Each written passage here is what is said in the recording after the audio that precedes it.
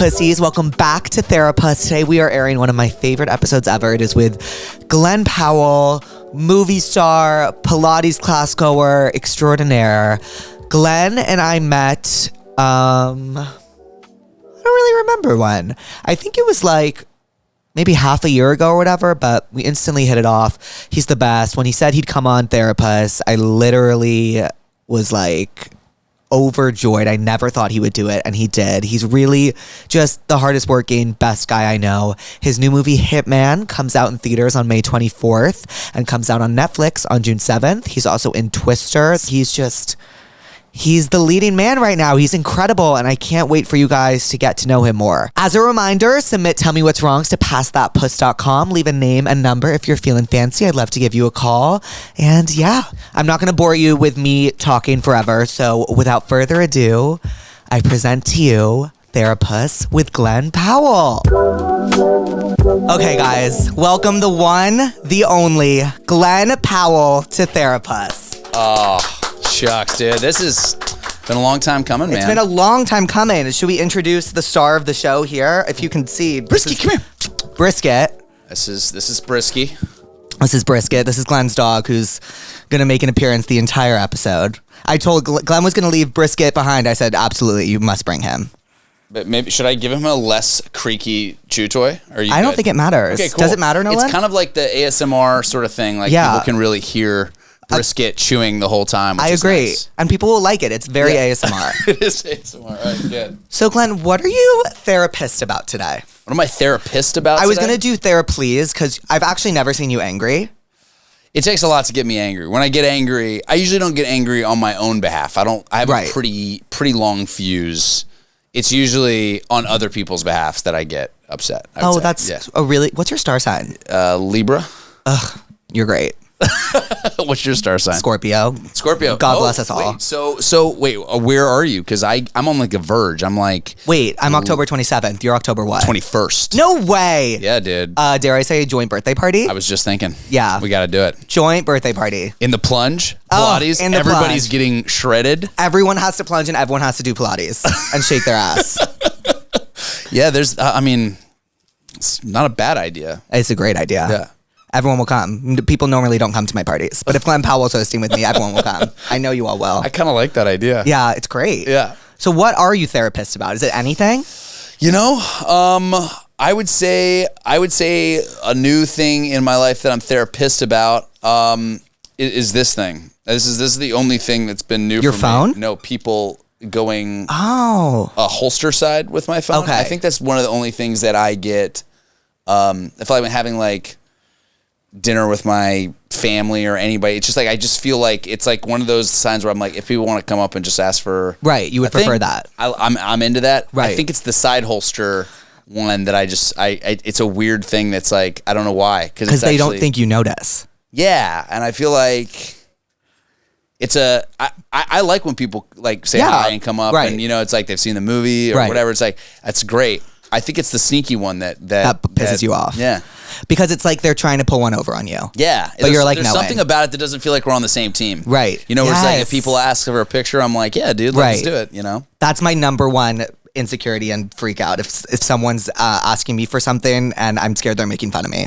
Yeah, you know what I mean? Yeah. Like, cause, makes me feel like shit. Because there are people that, I think that's the one thing that I've like realized is that, like I remember, I'm a big Texas Longhorn fan, right? And I remember I was in Oklahoma shooting twisters, and I was watching the Big 12 championship game. Texas was playing Oklahoma State, and this guy came up to me and he was like, "Hey man, can I? My girlfriend really wants a picture with you." And this is a big bar. I mean, I'm talking really big. And I said, "Yeah, where is she?" He goes, "Oh, she's at the bar. Game's going on." I'm like, "Okay, just on the next play, I'll run over and say hi." And so I literally like went to the other end of the bar. Took pictures of all these people on the way and had conversation, trying to take a picture with his girlfriend. Finally got there, and then he like did this like thing, which is basically the middle finger to I'm in the picture with his girlfriend, and he gets in the picture and he throws the horns down sign, which is like the middle finger in Texas. And I was just like, dude, like I came all the way across the bar to do a picture for your girlfriend, and you do that, and I was like, that's like, it's just like things like that where, because I find that this ride is been really cool and everybody's really it's fun when people like the stuff that you make, and it's all that stuff. But then there's some people you realize they're not out for your best interest, and just like you're talking about, it can get you in your own head about stuff. Then you start distrusting everybody, and that sucks. Right. Because it's not fair to anybody when most people are just really nice. Most people are so nice, but some aren't. Like, I call pussies during this podcast, and one time I called someone, I called someone, and then I saw a story of them being like, Jake called me and like was making fun of it. Yeah. And I was like, oh my God, it makes me not want to do that anymore. Totally. But that's not fair to all the other pussies. No, for sure. You know what I mean? Yeah, because you're trying to, when you're being genuine with somebody, and you go out of your way to like do the thing, and then somebody's intention, like, I'm realizing this with interviews, right? Like sometimes, like, you know, when you're promoting a movie, some people want to like actually ask you about the fun of something and whatever, and then some people are looking for dirt, you know, and when you feel that, all of a sudden you're like, oh, I think they're looking for like dirt on a co-star or a story that's going to get people in trouble or to try to take it out of context. All of a sudden you're like, oh, I don't like this anymore. Like right now you feel like you're on the stand or something. It's like, this sucks, you know? And I think that's it takes all the fun out of it, you know, when people, because then it becomes duplicitous, and then people aren't actually like, feel free to be like a little like messy and fun in interviews. They're like kind of, because that's why Hollywood kind of sucks in a lot. You know, that's why there's no fun in Hollywood. Everybody has to be a politician, right? You know, like back in the day, people were like, it's very political. Yeah, it's very political. It's very political. You can't have scars anymore the same way you used to. I mean, now with like the phones too, it's just like everything's on camera. Yeah, scary. Yeah. Well, speaking of movies, I feel like we should talk about Hitman. Let's do it. I watched the trailer last night. Also, to prep for this, I rewatched Top Gun Maverick, which was crazy to rewatch after we became friends because you're kind of an asshole in the film. Yeah. And I was like, wait, that's like not giving Glenn though. Like, you know what I mean? I'm like, wait, he's not like this at all in person. Yeah. It was crazy to watch. I was watching it on the plane last night. It's fun. It's a fun movie, right? I cried at the end. No, it's a good, like that movie I'm like really proud of, because I'm now realizing like the bigger a movie is, the harder it is to be like heartfelt and emotional. Yeah. Like innately, like when movies become big, they kind of become more impersonal, and that movie gets me. Like I watched that movie a bunch on that premiere circuit, and it got me every time. Oh my God, how many times did you have to watch that movie? Let's see, I watched it first I watched it during COVID. It was like the very beginning of COVID. We had just finished the movie. So I watched it at Paramount with all the young guns. Tom was in London. So that was the first time I saw it. Then I saw it at the San Diego premiere. And then I saw it at Cannes. Okay. And then I saw it in London. And then I think I've just seen it that many times. You've seen it you sat there and watched yourself on screen 4 times? 4 times. Oh my God, I could never. I could never. Well, thank God I have no opportunity to. So. No, man. I'll tell you, I told you this is like after we started becoming friends, I was literally like, oh dude, you definitely have an acting career ahead of you. You really do.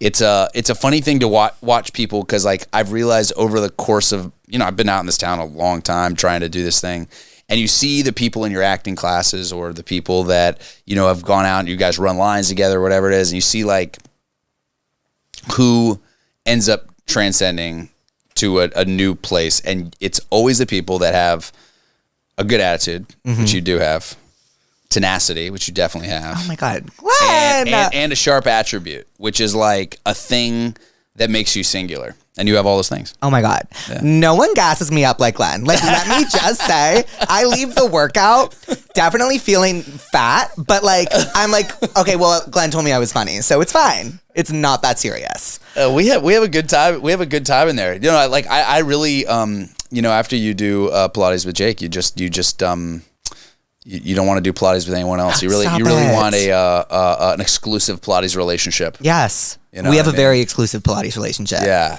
Glenn didn't go today, so I did not go today.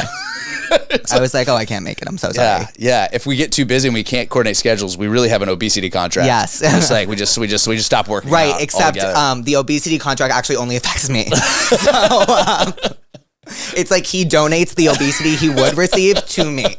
Someone commented on my TikTok the other day. They were like, "You look so skinny," and I was like, "Oh, do I not usually?" Like, fuck. No, I'm telling you, dude. It's. But you're putting in the work. I am. I've noticed a serious difference. It's like stop. No, it really is. Like it's honestly, that's like that's like what it takes. Like, right. You know what I mean? Just getting in the sweat, eating right. That's how the cavemen did it. That's how the cavemen did. But most of them went to aloe, they said. All the cavemen wore aloe. Yeah, they all wore aloe. And then made the wheel. Yeah, we should, that's the one thing. Aloe is branded everywhere. We don't have like an aloe loincloth. Yeah. Like a caveman loincloth sort of workout. Oh, I think they have one in the Museum of Natural History. That's true. And the aloe section. Yeah, the aloe section. The aloe section of the museum. Oh, everywhere. The pilgrims, all dressed in aloe. Like head to toe. HTT. Yeah. So about Hitman. Yes. You worked with Richard Linklater, who's, I've told you, one of my favorite directors. Yeah. For those who don't know, he directed Boyhood. Yep. Which is one of my favorite movies of all time. It's with Patricia Arquette. It's filmed over 12 years with the same actors. It's like pinnacle of filmmaking. So what was it like working with Richard? And he's presenting you with an award next week, right? Oh, yeah. I'm getting inducted into the Texas Film Hall of Fame. Oh, congrats. Yeah. I'm super excited. And that's actually cool. I'm really excited because I'm doing it at the Paramount Theater, which is where I started my theater career in Austin. So it's like I grew up doing theater at this theater in Austin, right on Congress. It's like where a lot of my most special memories of hey buddy, making, like really falling in love with acting and all that stuff was. So the fact that I'm getting inducted at that theater is like incredibly special.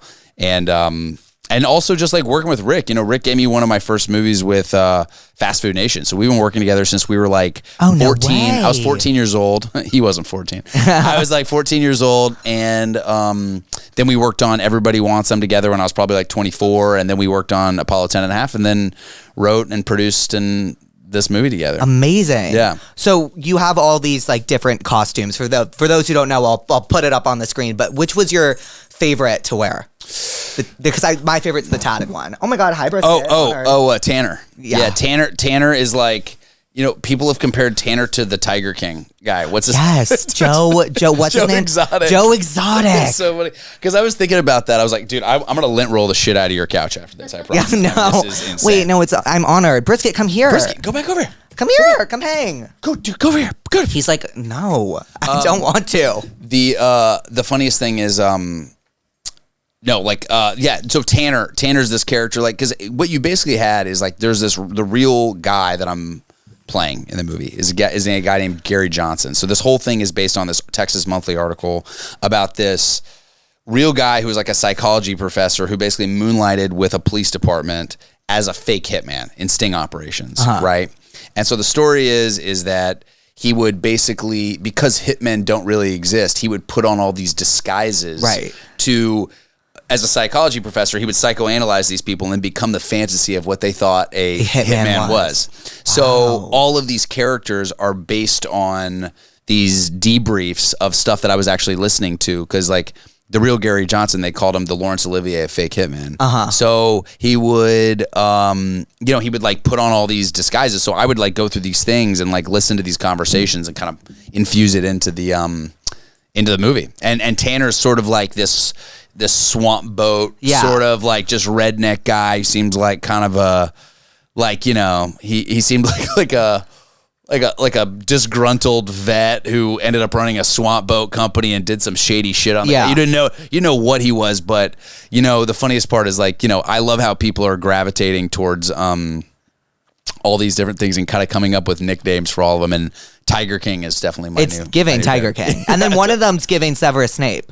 Yeah, the Russian guy. Yes. Yeah, I didn't realize while we were playing, I had no idea we were doing Severus Snape, but the voice is very different. It's a Russian guy. Oh my God. I'm very excited for this movie to come out. Yeah, I can't wait for you to see it. It's been fun. It's been fun to also, watch this with an audience. Like the audience is just loving it. And you see these like, Rick's movies, like Boyhood or Before Sunrise or Sunset or, he made I forgot he did School those. of Rock. He did, he's made some just like some Dazed and Confused, like some of the greatest movies of all time. And this one is just like really, it's been fun because this movie's just fun. Right. It's just like audiences you leave smiling and you have a blast. And I think it's got like a fun message. You're kind of bringing back that genre of movies, like feel good movies. Yeah, I'm trying, because that's what I like remember is like when I was a kid watching movies, like you just left the theater feeling good. You didn't feel, and I don't know why there's been this kind of trend that like good movies have to end on a dour note, you know, and like they have to be slogged through. And like when you watch movies in like award season, you know, like the movies that you're like, damn, I gotta saddle up for this one. Like, I'm gonna feel like shit after this movie. Right. You know, and like I just remember it's like movies that really stick with you, you want to rewatch them. Right. You know, and a lot of times like there's this like, God, I have to saddle up for this thing, and you watch it and you just sort of go, okay, cool, I got that done, and that was a impressive performance or impressive movie, but you don't want to go through it again. Right. And there's a place for those movies. But I think the movies that I got into this business for are the ones that I couldn't wait to watch again. Right. What were some of your favorites like growing up? Like, what were some of your favorite? Because a lot of people say, you know, Glenn is bringing back rom-coms. You know, rom-coms are back. Yeah. Did you watch rom-coms growing up? Yeah, I loved rom-coms growing up. Legally Blonde. Oh, the best. One of my favorites. That was one that my sisters loved Legally Blonde. My mom loved Legally Blonde. And I think I got to meet one of my neighbors in L.A., was a Karen McCullough, who wrote Legally Blonde. No way. So she wrote He's the Man, Legally Blonde, or She's the Man, wrote 10 Things I Hate About You. Oh, so iconic. Some of like our favorite movies growing up, like she wrote all of them, and she's just The House Bunny. I love The House Bunny. I love The House Bunny. Oh my God, I'm going to watch that tonight. I'll introduce you to Karen. She's a trip, and she's so funny. But that's like, you know, I think the rom-coms, like she's even come up to me recently because she writes all these great scripts, but for a while, these studios just were like, no, they're not marketable. So I am proud that like getting calls from my friends that write rom-coms, they're like, yo, you just brought it back. Help me pay my mortgage. You know what I mean? Like it's been really nice. And Sydney and I feel just proud that like this thing is just kind of hit. Yeah, oh, it really hit. Such a good movie. Yeah, thanks. You guys promoted the fuck out of that movie. It never ended. It was like city after city after. How long did you promo that movie for? No, you know what the funniest part is Sydney was shooting and I was shooting at the same time. So I was shooting Twisters and she was shooting another movie at the same time. So we would actually meet up for 2 days. Like I flew to Australia. We did a quick little reshoot, and then we shot 1 day of all those promotional things that you saw.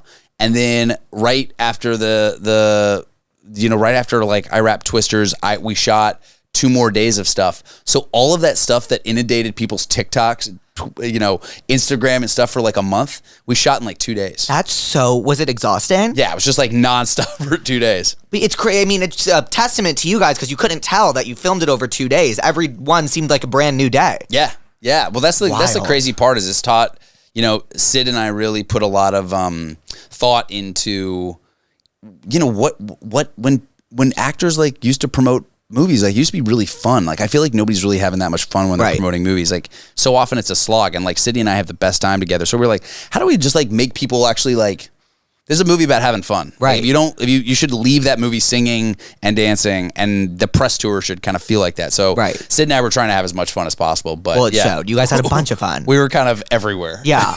How many times have you seen that movie? What? Anyone But You. Because you said you saw Top Gun 4 times. I saw it in the edit twice. I've only seen the finished product once. Wow. Yeah. Oh, okay.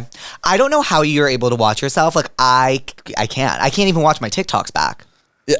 I'm serious. Like, I actually can't. It does get in your own head. I remember, because also movies, people forget that, like, when you're watching like a rough cut of a movie, it's probably like watching like the footage that you're of yourself that you're having to edit, right? So you sit there and you're like, I hate myself. Like, you're the worst. I remember watching Hidden Figures for the first time, and that's a movie that had this like incredible life, Oscar-nominated movie. And I remember watching it for the first time on the Fox lot. And this is before all the effects were done, and the music was in, the sound design.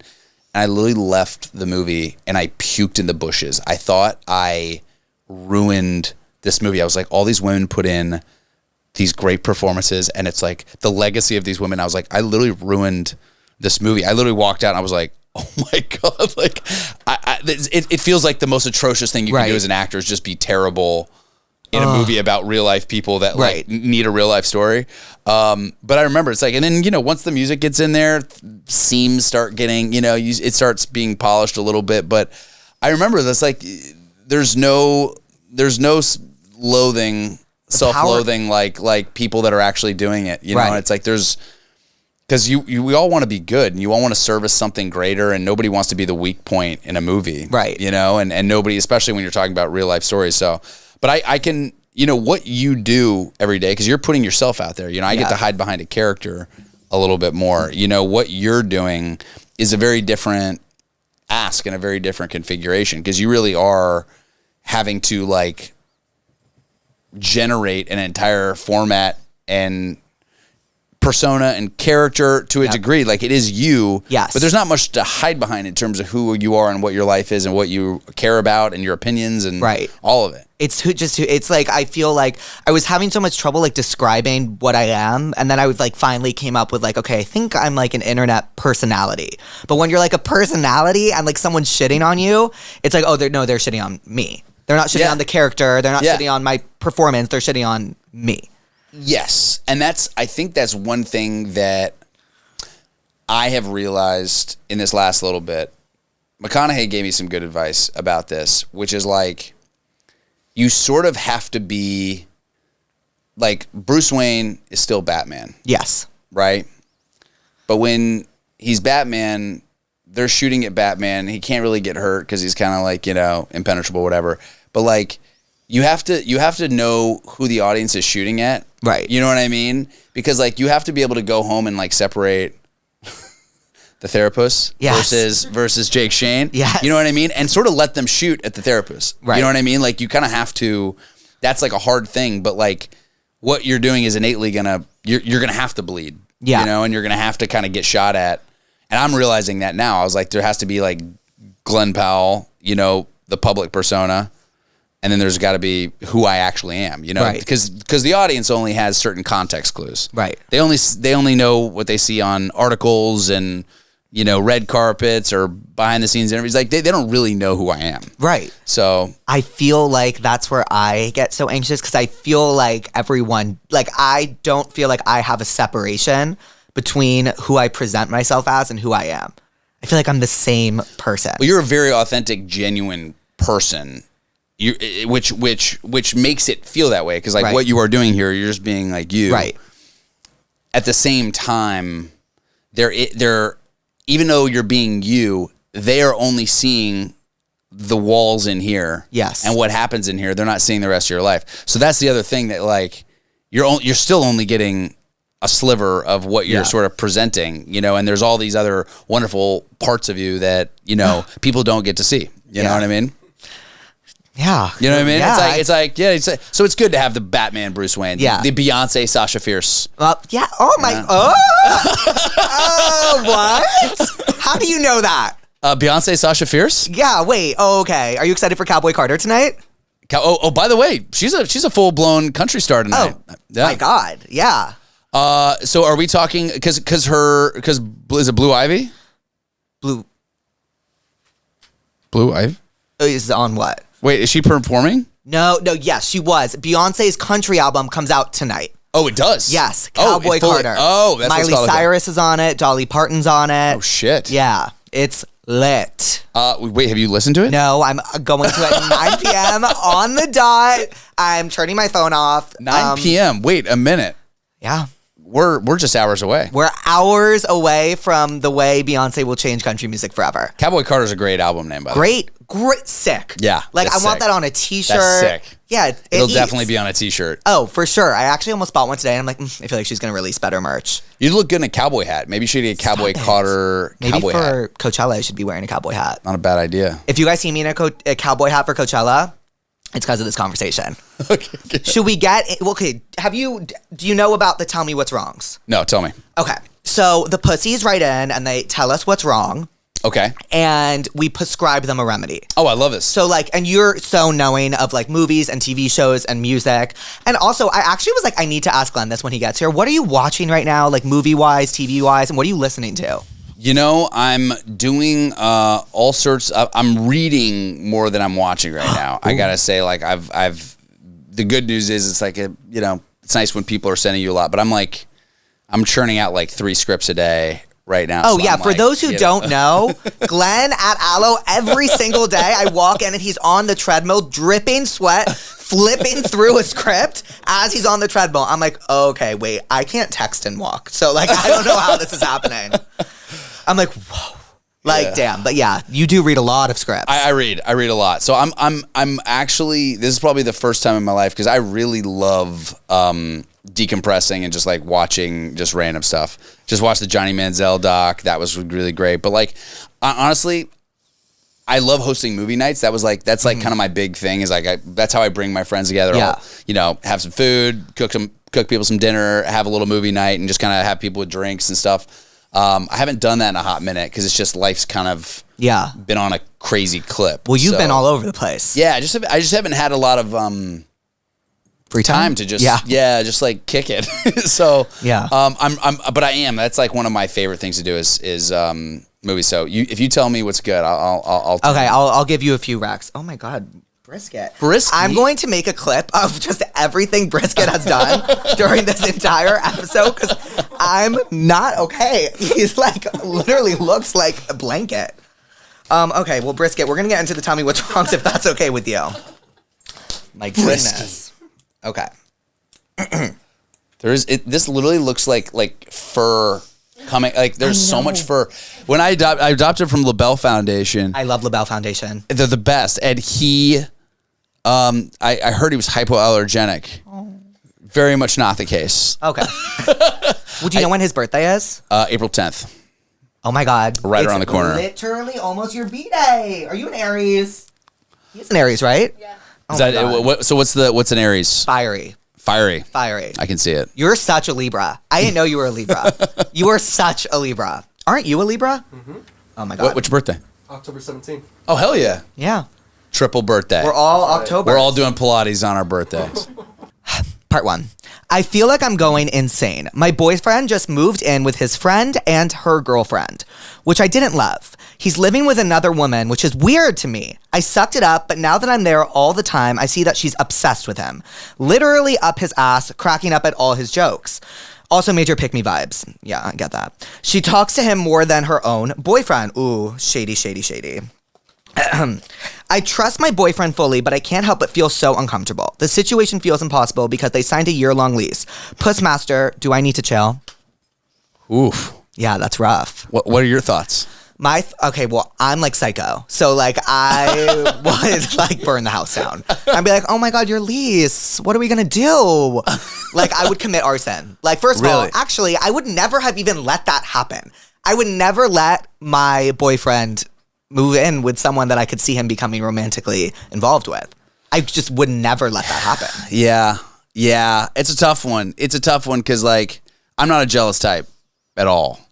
I'm like the opposite, but I do believe in your gut. Right. So, yeah. And if you start seeing certain eyes by someone's significant other, right? It's a hard thing to let go and forget about. Right. You know what I mean? But, you know, by the way, maybe, so this is her boyfriend. Lives with another girl. You know, yeah, girls have that instinct. I think maybe it's killer instinct. You know, maybe they, you know, this is the time to how do we don't have an age. I'm guessing early 20s is the vibe I'm getting. How long have they been together? Because maybe look, jealousy doesn't go away. Not saying, oh my God, I'm the most jealous person alive. Yeah. It's crazy that you're saying you're not jealous. I bleed jealousy like it runs in my blood. Like I can't control it. It's just who I am. But this situation, like not to like make her feel, I mean, actually I'm going to validate her feelings. Like he totally could be cheating on you. Like I would prescribe, I think he is. Like I would prescribe the movie Wild Child with Emma Roberts because in the movie, she leaves to go to boarding school and her boyfriend's friends with her girlfriend and he cheats on her. All right, so here's Wild Child is a movie. Yep. In the documentary Wild Child with Emma Roberts. Here's the other thing is that there's an element of I've realized over the course of my life that sometimes you just have to let things happen. Like inevitably, if someone's going to cheat on you, if someone's going to hurt you, if someone's going to break up with you, it's like, it's going to happen whether you're there or not, or that person is like, you're going to bleed over the course of your life. Right. And by the way, that's a good thing. That's how you learn good lessons. Like if you move through life unscathed, then you don't really learn anything. And you know, nobody hopes to go into romantic relationships getting hurt. That's why it's important to kind of on the front side, I would say, be, you know, aware and be like, trust your gut and trust your instinct and only date the people that you feel like have your best interests at heart. But like, you're never going to be able to keep eyes on somebody 24/7. Right. So if you don't trust them, then like, it ain't going to work ever. It doesn't sound like she's trusting him, and it sounds like she hates this girl. I don't know what I would do, because like if she says anything, he's going to be like, you're a jealous freak. So I would just break up with him because I think he's cheating on you. I would say, no, I have 2 sisters. Okay.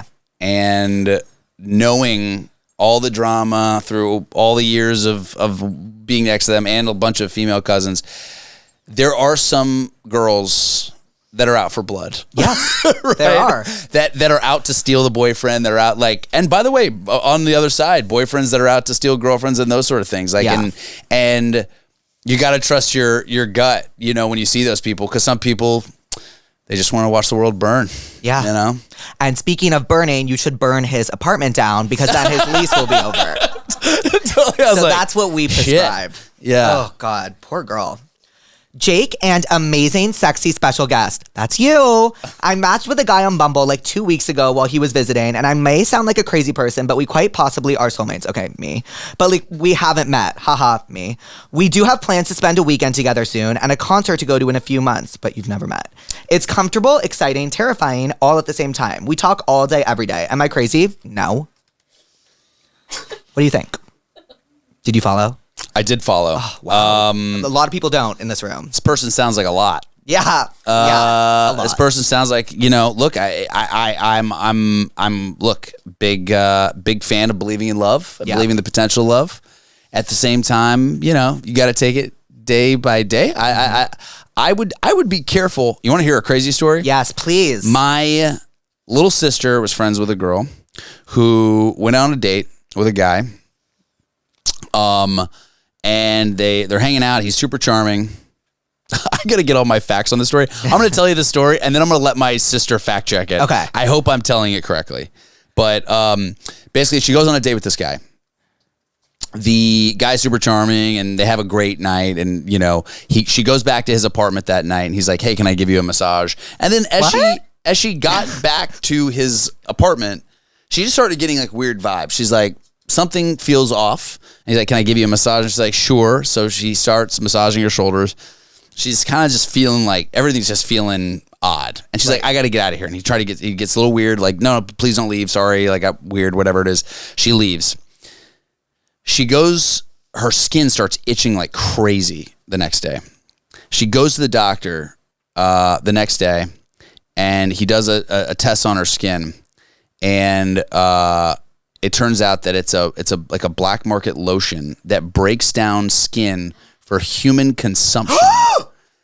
This man was rubbing lotion on her body to eat her. So the doctor's like, you got to give me this person's address, and you should call the police. They go to this guy's house, and he had several girls' bodies in the house. This is your sister? No, not my sister. It's like her friend. Oh my God. Okay, so we prescribe Hannibal and Silence of the Lambs. Yeah. Oh my God. So before this woman goes on a date with a guy on Bumble just for the weekend and the whole thing, like, check your cannibal instincts. You know what I mean? Wait. What? Yeah, totally. That's the craziest thing I've ever heard. I know. That's what I was like, I got to remember, my sister told me this. This was like happened when she was in college. So this was like, you know, 10 years. We should, I'll get my little sister to, we'll have a fact check. We'll do the fact check, do the whole thing. Yeah. Yes. Oh my God. Isn't that okay. insane? So maybe don't go on a date with this guy.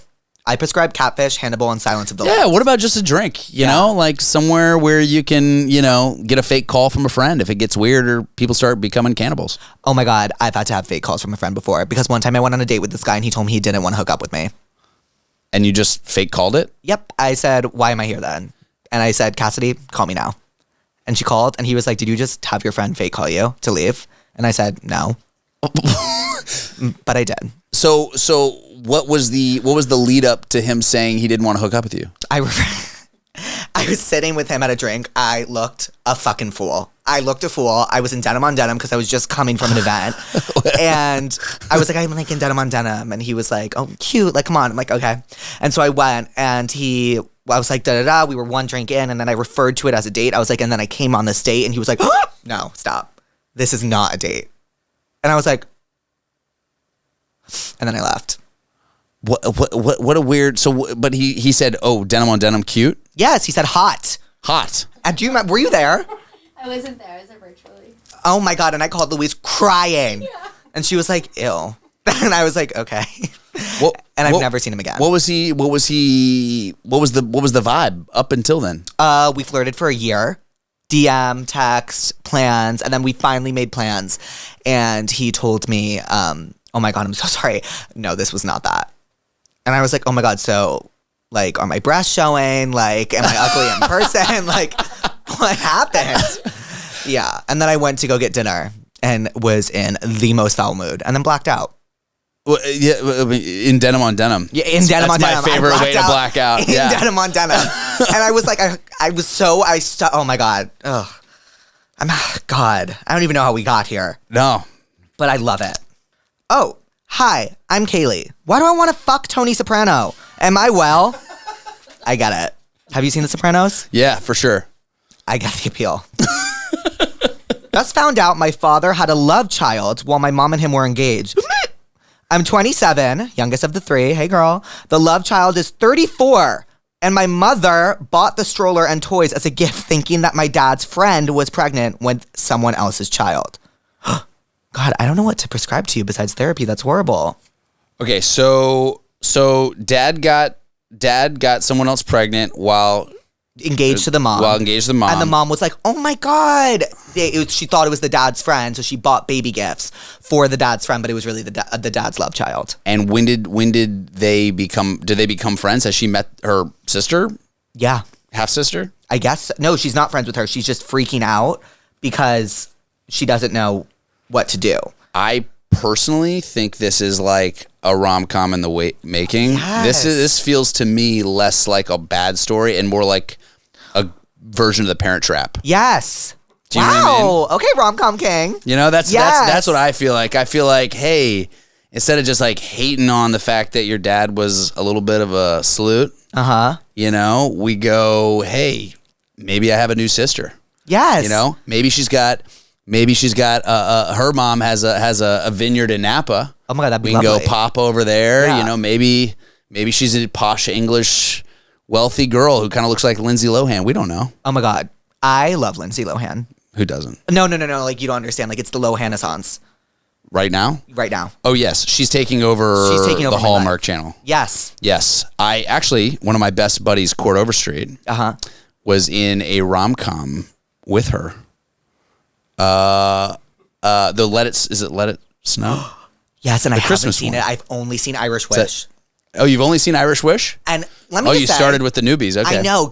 Her physical comedy is so good. She's great. She's great. Yeah. She's great. Ugh, Lindsay Lohan, I love you. I love you too, Lindsay. Oh, yeah. So we prescribe The Parent Trap. What do you mean you prescribe it? Like, to this girl. Oh, yes. I think I think as a solution to what? Just like feeling better about her new half sister. I think that she should reach out to her half sister. Okay. And I think that could be the silver lining here. Okay, love that. Or it could be a horror movie. I don't know. Yes, or a horror movie. She could kill her. One of the two. Because, like, who's getting the inheritance? It should be you. Oh, this is my favorite. Slept with the hottest DILF ever last week. The time of my life. Only for my mom to introduce... Oh my God, okay, British. Only for my mom to introduce him to me today as her new boyfriend. She doesn't know. How do I tell her? Because I don't want to stop sleeping with him. Oop. Wait. This is her mom's... New boyfriend. Yes. So she's been sleeping with the DILF. Yes, and it's her mom's new boyfriend. Yeah. What are your thoughts? Well, I'll tell you immediately what it's given. It's giving Pretty Little Liars because Arya sleeps with Ezra and then he becomes her teacher and she's like, oh my God, I don't want to stop sleeping with him. So she doesn't. Have you ever seen Pretty Little Liars? No. Oh my God. I'm sure it's great. Oh my God, it's amazing. It ran for like 12 seasons. Yeah, it's amazing. I did not finish it. I'm not gonna fib here. I did not finish it. But I'm like, that's what it's giving. But I will say that Arya and Fitz, like, it's kind of like a tumultuous relationship. She's saying she doesn't want to stop sleeping with him, but what I would do is tell her mom and be like, oh my God, this is so fucking awkward. Like, I don't even know how to tell you this, but like, I hooked up with him last week. You need to stop dating him. I'll stop hooking up with him. But like, this is just something we're going to need to like repress in our memories forever. Have you seen The Graduate? Yes, I have seen The Graduate. Dustin Hoffman movie. It's one of my favorite movies. This is the premise of The Graduate. Wait, I've seen The Graduate. I saw it in high school. It's a very, very long time ago. Is that the one where they like... Well, no, I guess it's the opposite premise of The Graduate. He starts hooking up with the mom. He has this like affair with the mom. And then he meets this incredible girl that's his age. Yes. And he then all of a sudden goes back to her place and meets her family and realizes he was hooking up with the mom. And the mom like loses it and you're like, stay away from my daughter. But he's like fully in love with her daughter. And it becomes like crazy. Okay, so I'm going to be honest. I don't think I've seen The Graduate. I'm just going to be honest. Is there a scene in a church? Yes, it's the very end of the movie. I've seen The Graduate. Yep, because we learned about the church scene in school. Yes. So I will say that if you try to keep that under your hat, you gotta put that out there. Can you imagine that family? You got to put that out on the table. No, that's a no bueno. No bueno. Also, probably not a good sign if this guy's hooking up with two generations. He clearly doesn't know what he wants. Yeah. You know what I mean? You know what I mean? It's like you got to choose a lane. Agreed. And it shouldn't be a mom and a daughter. No. Not that lane. I mean, he obviously has a genetic type. Yes, for sure. But age-wise, like as a guy, if you're going for one age and then drunk driving to another age like that, it means you're sort of probably not in a good place to be with anybody or date anybody. Oh my God, I love when straight guys give their opinion on relationships. I need it. Is that a very straight opinion? It's amazing. It's amazing. All right, are you ready to call pussy? I kind of want to do Miles first, because Miles has said, I've been campaigning for a Glen Powell episode, and then gave me their number. Oh, hell yeah. Hello? Hi, Miles. This is JakeShane. I'm with Glen Powell. Oh my fucking God, are you serious? Yes, Glenn, say hi. Hey, what's up, Miles? Hey, Glenn. What's up, Miles? I literally just got off of work and was just talking to someone on Hinge about you. Stop it. What were you saying? Was it bad? His Hinge said he dropped it, his therapist dropped him. And I said, I dropped my therapist and my new therapist is you. Stop it, Miles. Love you. Well, we just wanted to call and say hey. Oh my God, thank you so much. I love you so much. Oh my God, I love you too, Miles. Say bye to Glenn. Bye, Glenn. Bye, Miles. Okay. That's awesome. Yeah, it's really my fun. Fucking God. Okay. My boss at work is actually horrible, and I have 2 interviews for new jobs. So if I don't get another job, what do I say to my boss without sounding like a bitch? Please call me to discuss Denise. All right, let's call Denise. 1. So what's Denise's thing? She's trying to... She's trying to leave her job. She doesn't want to leave her job without a new job. And if she doesn't get a new job, she needs to speak to her boss and tell him she hates him. Gotcha. I'm not sure that... I don't know what the course of action is. To be honest with you. Hello? Denise? Yeah. Hi, this is JakeShane. I'm with Glen Powell. I got your question. Remember I was telling you about JakeShane? Oh my God, you are kidding. No, say hi to Glenn. Hi. Hey. Wait, No, this is crazy. I got your question and I feel really bad. Yeah, it's a but I think I just got another job. Oh, yay, Denise. Okay, congrats. Yeah, I'm so excited now, but I do want to tell him off When you leave? you know what I mean? Yeah. Okay, well, be careful because you might need him as a recommendation down the line. Okay, that's true. But if you were to tell him off, how would you do it? Yeah. I don't even know. Tell him Tell him that he's a shitty boss. Okay. He actually doesn't even live in my state, What state is that? Pennsylvania. I was just fucking in Pennsylvania, Denise. I know, I saw. Oh, stop it.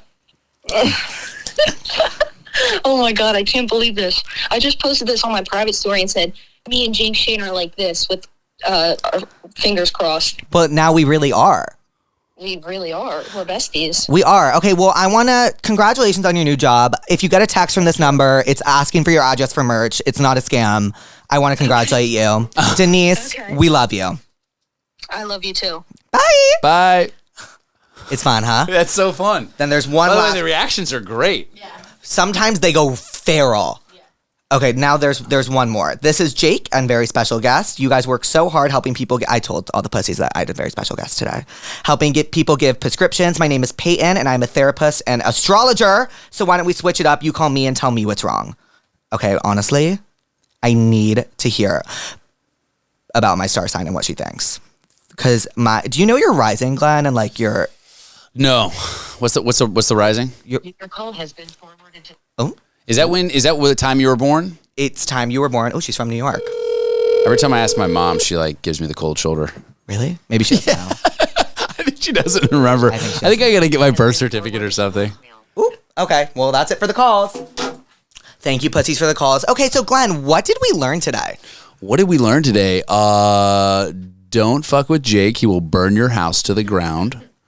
Very jealous, but maybe righteously so. Yes, probably not righteously so, but you know what I learned today? What? That I've seen The Graduate.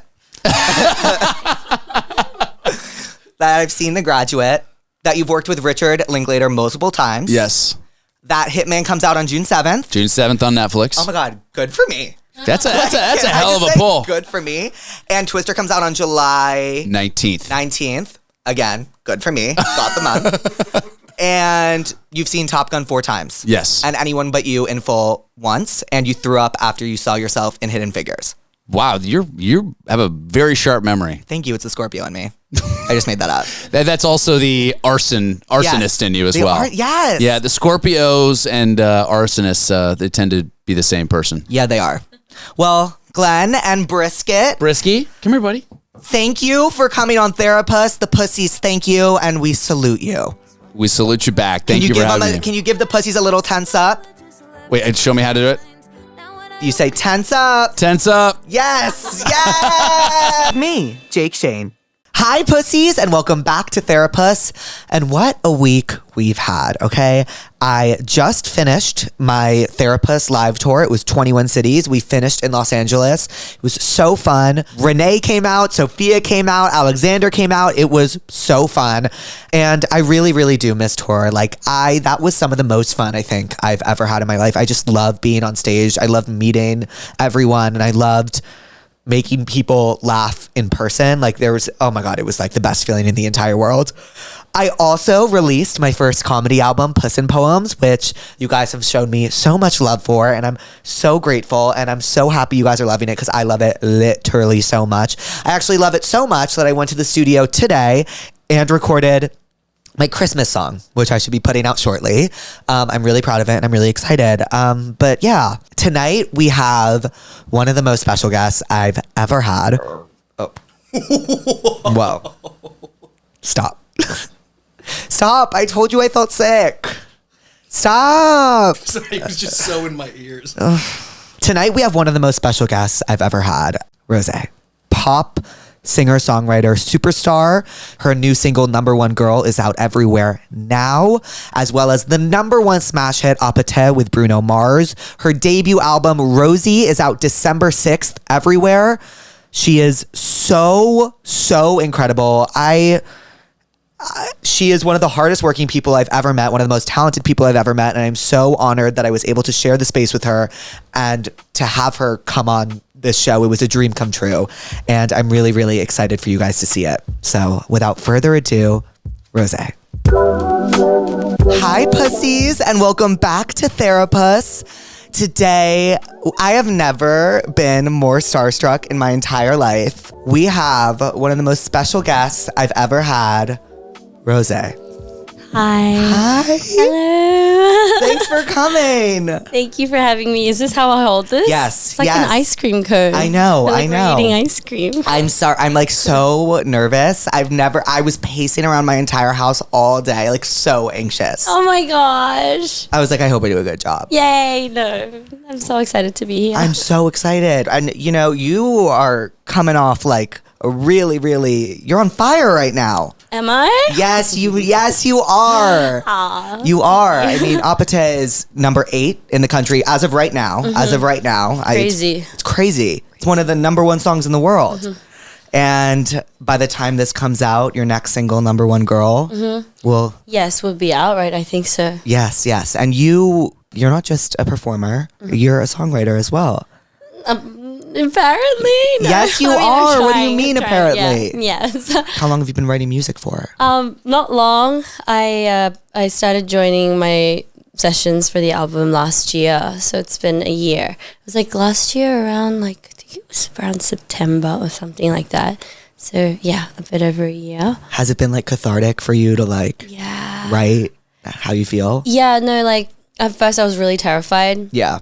I was terrified because I feel like music is something obviously I love, but I don't want to just be like, I write music and it's not an easy thing like I, assumed. And then I went in and then I met some great people who helped me kind of get over my anxiety of being in the studio. And then I noticed later on, all it is just us chit-chatting, friends out for coffee. And so it was literally just us chatting and then putting that into a song and then making it sound like everything we would talk about. So anything, it was okay, that doesn't sound real. It doesn't feel that's not real. That's not true. And then we'll scratch it and write something else that actually feels real. Right. And it was just a bunch of that. And then I noticed it was just days in the studio where I had all this terrible anxiety and all these thoughts in my head. And I'd throw it all up and then would write it in a song and then I'd leave with it just left in a song. Yeah. So I was that's what it was, and I was it's so much fun.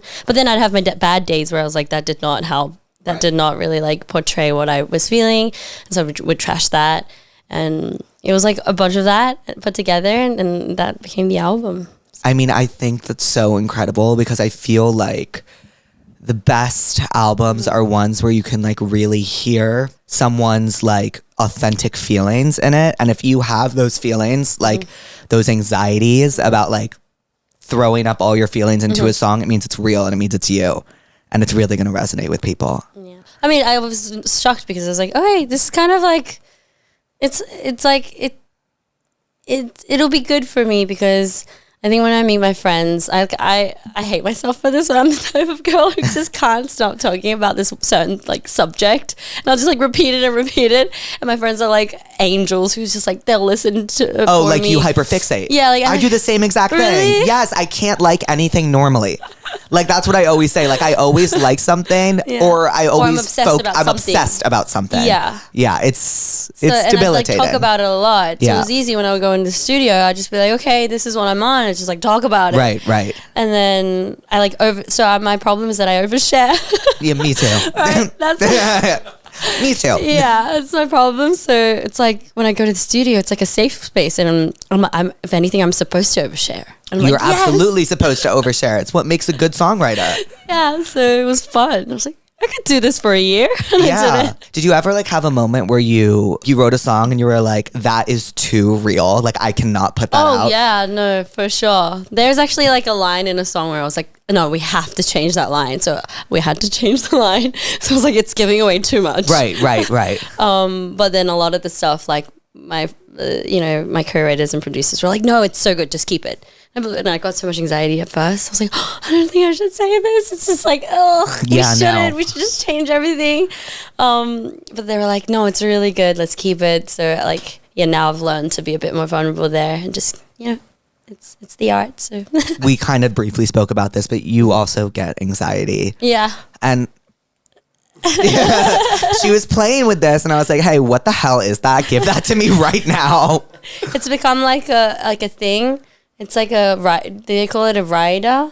It's a rider. It's every time I'm in a meeting or anything, it's it's always on the table because You know, Yeah. now I can't work without it. Right. I just get anxiety and like, I don't know if it's ADHD. I don't even know what it is, but like I need this. And then if I have it in my hand, like I focus. When I have really bad anxiety, I need to move some part of my body. You know what But I like mean? I like tense up. Like Oh, same. like it's like muscles. I do weird things. I sometimes tense the muscles here. Like, it's like I pick a Something. different muscle every day. oh my God. Do you know what I mean? Wait, I Like, was thinking about this the other Like day. I used to do like so Yeah, I used yeah, to yeah. go like that. Oh my God. Yeah, do you know what I Weird. mean? It's weird. It's like it's just when you're like, oh, I've never had an original experience. That's like how I feel every time I talk about it. And then I noticed what I do is like I use my fingernails and I like just like I like do this a lot. It's weird. So which is helpful because like I do that just to this now. I used to feel like, or I still do, I feel like the veins in like my hand. I'll like feel for a pulse. Like it's like okay. as if you know what I mean? Yeah. But I tense up and I walk around. I pace all over the okay. house. I pace. But this is good because you're like Yes, using the you're- muscles here. Yeah. Yeah. So it's just like a workout. It becomes a workout. Have you always had anxiety? Like for me, I've had anxiety since I was like, if I remember, like 7 years old. Do you ever like think about something and you're like, oh, that was anxiety. I just didn't know it at the time. See, I've lived my life a little dull to that, I think. Right. I've only started noticing it, which is why I feel like it only started recently. I think it's gone really bad over this past few years. And like even like friends that used to work with me like 3-4 years ago, they started working with me again this year, and they were like, "Rizzy, like you're a little different from then." And I was like, "Am I?" And I think that's probably the anxiety that's kind of like I think I have like I've never needed anything like this before. Yeah. Like that have stress balls. I'm like, I don't understand stress balls. Like why do you ever need them? Is what I thought until I came across one during a meeting once, and I was like, "Ew, what is that?" I remember I walked in, I was like, "Ew," and I touched it. I was like, "Oh, it's disgusting." And then I touched it. I was like, "Oh, it's kind of a cool texture." And then now all of a sudden they're and at so every meeting. Every single meeting. So, and then I was like, ew, I was like disgusted. But then I ended up doing this like serious meeting with somebody, and I got through it like so well. And then I was like, It's the stress ball. this just helped. Yeah. And that's when I diagnosed myself with bad anxiety. I was like, I have bad anxiety. That's what it was. And that was that's when I found out. It's frustrating when it like comes out like in physically before it comes out mentally. You feel it as opposed to think it. That's what I'm saying. Yeah. Once you diagnose, once you say I have anxiety right now, things are a bit better. But then sometimes like hours pass, and then you look back and you're like, I was going through anxiety. Right. So that's when I think now it's good that like I have this to remind me I have anxiety. Right. If I'm going for it, I'm like I know I have anxiety, so I know how to like articulate it. Like I know how to tell people I'm like I'm getting anxiety. So like some people are like, what's the vibe has changed? Yeah. And I'll be like I have anxiety, and I'll tell myself I just need like 5 minutes. Yeah. That's good. Like, oh my God. I need a squishy break is what I say. You know how people go for smoke breaks? Yeah. A like, squishy break. Yeah, I need a squishy break. I actually do that, but I do it so much more Call it a impolitely. squishy. Yeah. I do it so I'll be at dinner. I get really overstimulated easily. I always say I'm the worst dinner guest. Yeah. I'll just stand up and I'll say, okay, I have to go. And I do a lap around the block, and I come back and I sit down and I do it about 4 times a meal. Oh, so this is like he just keeps disappearing? Yeah. He'll be back. Because I just She'll be back. my brain just gets so muddled. Like I get overstimulated really easily. Okay. Have you like thought like, I wonder what is making me so, do you think it's anxious? I think about it a lot lately because Yeah. it's really come up lately. Like this is like real time. And I noticed it was definitely overwork, and I was using, because I have so many things I have to confirm like left to right, but it's not just like, it's not mathematics. There's not an equation to everything. It's like, it's creative control. And it's like, I have to use like the deepest parts of my brain to find out what I want and dislike. And I have to keep giving feedback on that. And it's literally been like days on end, and I don't know how to take a break. I'm just kind of a workaholic. Yeah. Because like, for me, it's like work is my hobby, and I love it. That's why I do it. And that's the only thing that makes me feel sane. So then it's like a whole bad cycle. So I noticed for the past like 6 months, I haven't had a day where I turn it off. Because for me, like, again, it's my lifestyle. It's not like I go to work and I come home. I don't know how to disconnect from it. And so I think it was like that, and the overworking, and which I love. I'm so grateful to do it. So I keep doing it. And then I had, wait, what was the question? Why am I doing this? What was the question? I was so entranced by what you were saying, because I was going to say, don't you feel like And then even when you turn it off, don't you get anxious about turning it off? You're like, I kind of want to turn it back on. No, but then this is what I learned the other day. Oh my God, it was crazy. That's what I'm saying. I don't know how to do that. I don't know how to have a break and actually enjoy it, so I never do it. Right. I'd Because you're rather like, I just want to work. Yeah, and that makes me feel sane, so I'll just do it. But then it started making me feel insane. Like, I started to go insane. It was like a point where I was like, I'm going insane. And then I was like, one day I was like, okay, I asked everyone, if I take a break tomorrow, would my career just crumble to the ground? Do we die? I was like, do we die? And it sounds irrational to others, but to you, it's like, it's very valid. And so literally I said tomorrow, nobody texts me. I'm just going to try that. I've never done it before. Just no one is allowed to text me. No one. And then somebody texted me and I was like, this person, I literally was like, this person texted me. Please tell them not to text me. You're me. You're me. And I was like, and I'd be like, I'll reply on Monday. And I did that. And then I was like an out of body experience. Is that what you said? Yes, yeah. It was crazy. I was like, I felt like I was dreaming. And the whole day I was lucky because my friends flew in from like New York, and like all my friends were in the same city, and we're all like very similar. Like, do you know Myers-Briggs? So all my friends are NF. It's like a Myers-Briggs thing, and we're obsessed with it. They're all NFP, so they're very similar. Like, similar to me. So we call it like we're like very similar people. And I was like sitting there, and I'm like, I was pinching myself. I was like, I've never felt this silent in my brain. I feel like it's like the first time in my life. Did it feel good? It felt crazy. It feels crazy. It was crazy. It feels crazy. It feels, I hate it.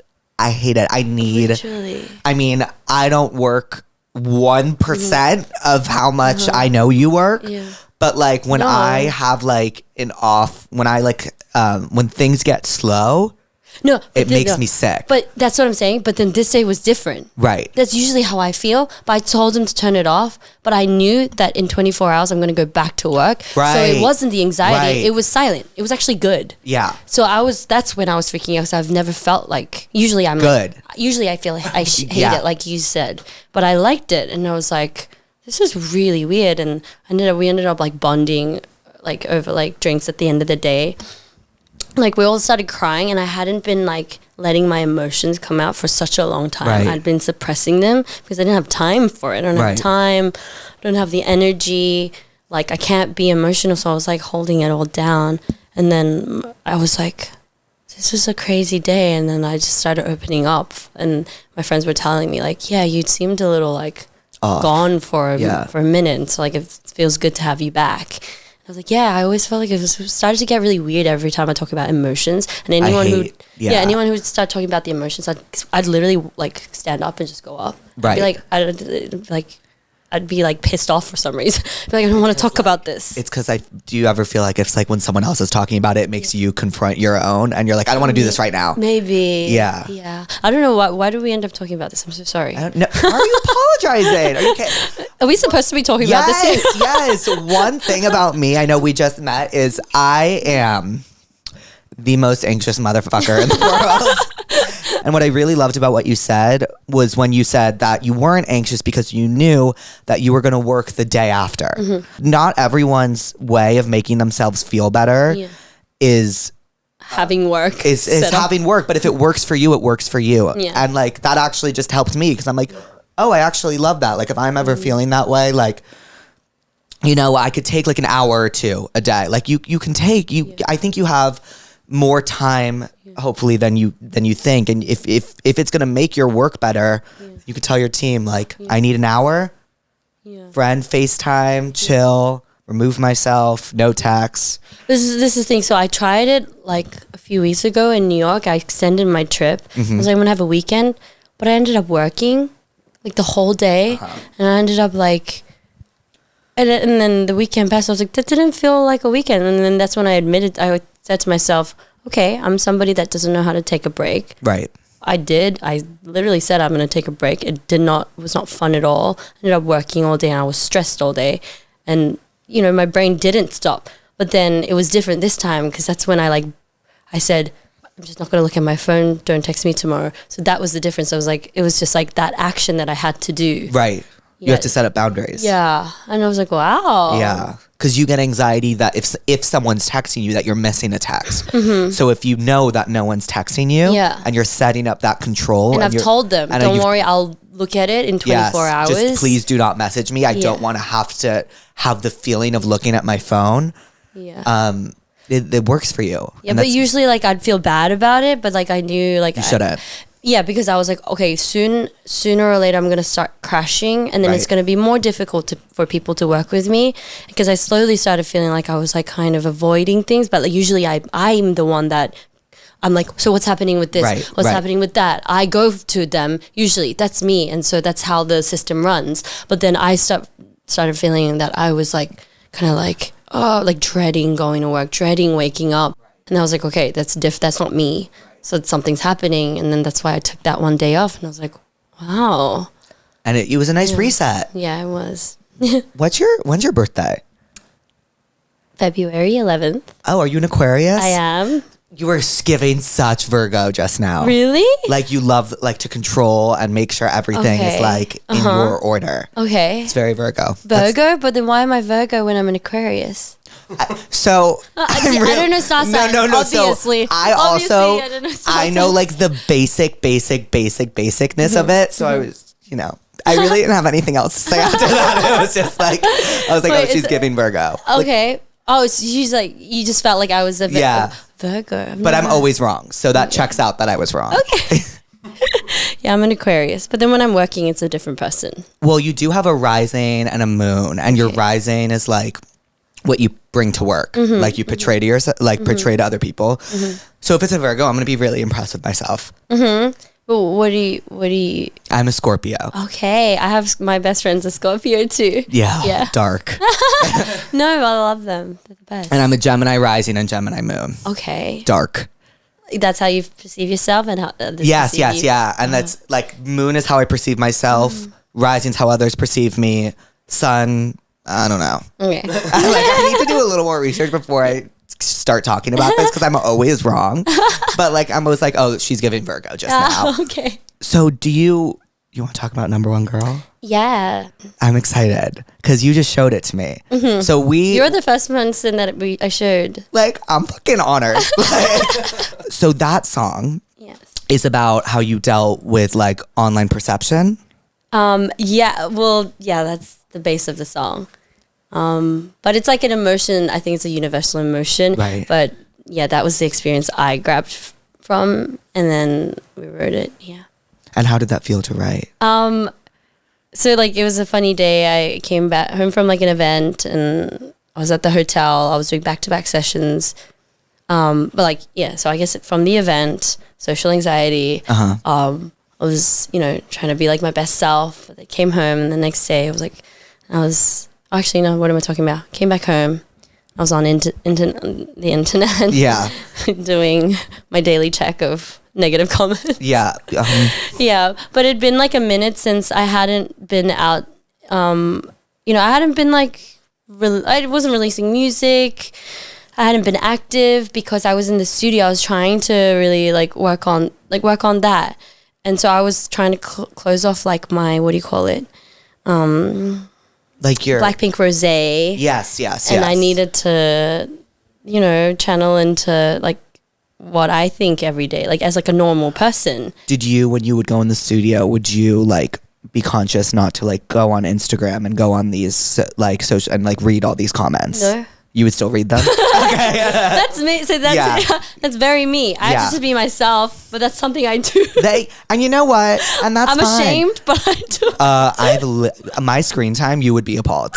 You would be. It's pretty disgusting I for wake up me as well. Yeah. And I'm like checking. Right. And so, I'm just being my authentic self.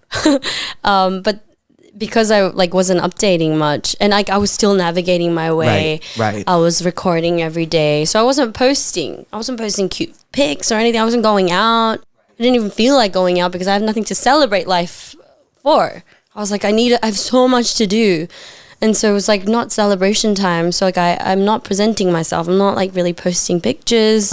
And I know like everyone wants me to be like thriving, like, and success, and that's what they wanted. But then in order for me to like, have that real on success. be on the internet is when I have something, but I didn't have anything in my hands. And so like in my stance, I'm like working really, really hard. And then the internet, obviously, and Didn't think you were I working find hard. myself in like the wrong part of the world, in the social media world, and I've put myself there, obviously. But I'm like, where is this comment that's gonna like ruin my fulfill me? day? Yeah, ruin my day, and then I find a good one. I'm like, Just keep scrolling, and you're like, who responded to that good one? Yeah. You're like, you're. Then I see a negative one, and I'm like, by myself. It's just like, I'm like, that's not true. But the worst is when you read something that you've already thought about yourself. Oh yeah. And you're like, oh my God, they notice it too. That's the worst. But so you were reading these comments and then I couldn't get any sleep. I probably slept at like 6 a.m. or something, and then got to the studio and they were like, how was your day? And I was like, it was really bad.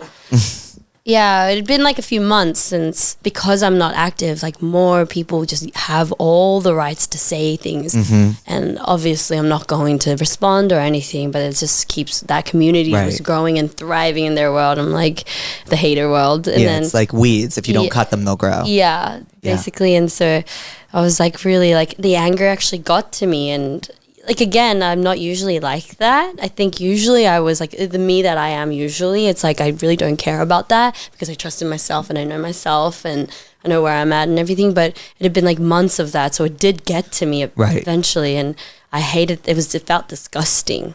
I think I like ended up crying a lot, like all by myself in the hotel room. And I got there and I was like, oh, like I feel this way. And I wonder if like, and this is the thing, I didn't like that part of me. It wasn't like, oh, I feel these emotions, let's write the song. It was like, I hated it. I wanted to hide it. And I had nothing else to talk about because it's like that day I was just feeling shitty. So I didn't even want to talk about any, like, I don't want to talk about boys, no nothing. I was like, ugh. Yeah. It feels gross. And so I was like, that's it. And I was like, I'm going to write the most vulnerable, disgustingly honest song about like how I really feel. And because that's the real emotion, and then we started writing, and it was so much fun. And it was fun to write something sad. Yeah, and it's just like disgustingly open. It's like you're shedding it off of you. Yeah. Like, you know what I mean? And I was like, it doesn't have to be pretty. Every time we would write something, and it's like, oh, like so like comforting and nice. No, I was like just more honest, more vulnerable. Like I couldn't even gone even worse, but I guess we kind of. But yeah, and so we wrote it. But then I think I like the song because sometimes I listen to it and it reminds me of if I'm also going through a different thing. Let's say I want to be loved by somebody or something, or like a group of people or whatever. Like it also transforms. Right. So I will sometimes listen to the song and it's nothing about like what it's about when I wrote it, but then like I'd relate to it in a different way as well. Oh, so. That's the beauty of songwriting though. Yeah. And that's what your fans are, and that's what everyone in the world is going to feel like. And I feel like it's going to be so cathartic for you to like see what that song means to other people. Oh, I just think it's such a cool feeling, especially when you write it yourself and you had a hand in writing all of this. And like, I think all of this anxiety and this built up tension it's gonna feel like when you put Rosie out December 6th, it's going to feel, you're gonna feel like the biggest just know I think that it's gonna be received beautifully. I hope. I was like so anxious about it like when like the songs were like stacking up. I was getting anxious about it, but at this point I've lived with the album for long enough and I know that it's just like it's like not much. It's like just normal human emotions. So it's like, how could it go wrong at this point? And if I was, because it's like just so me and like a song that I relate to, and I just feel like a normal girl in her 20s anyway, I feel like, people would be able to relate. They will. Yeah. They will. If you don't like it, then you don't like it. Just, okay. Exactly. Period. There we go. Oh, well, with all of that being said, oh my God, that was like the most beautiful Therapuss intro of all time. Wait, that was an intro? I think. Okay. I think I talked too much. No. No. No, you shouldn't second guess yourself as much as you do. Okay, I want to stop doing that. Well, you know, it's easier said than done. But like, I'm always anxious that I present anxious, and you don't at all.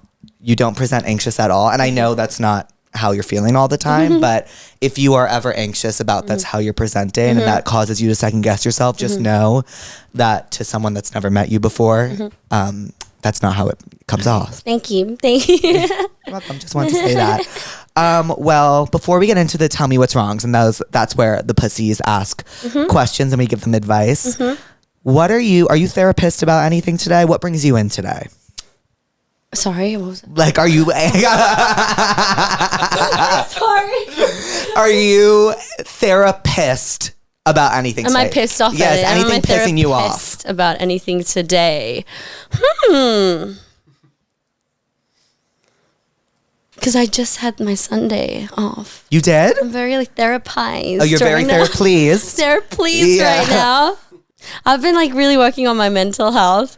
But it's funny to say this because I'm usually like, work. So I Right. don't actually usually say this. Like I'm working on myself is not like a phrase that I usually use. So I've been trying to think really positive and just like in like real time.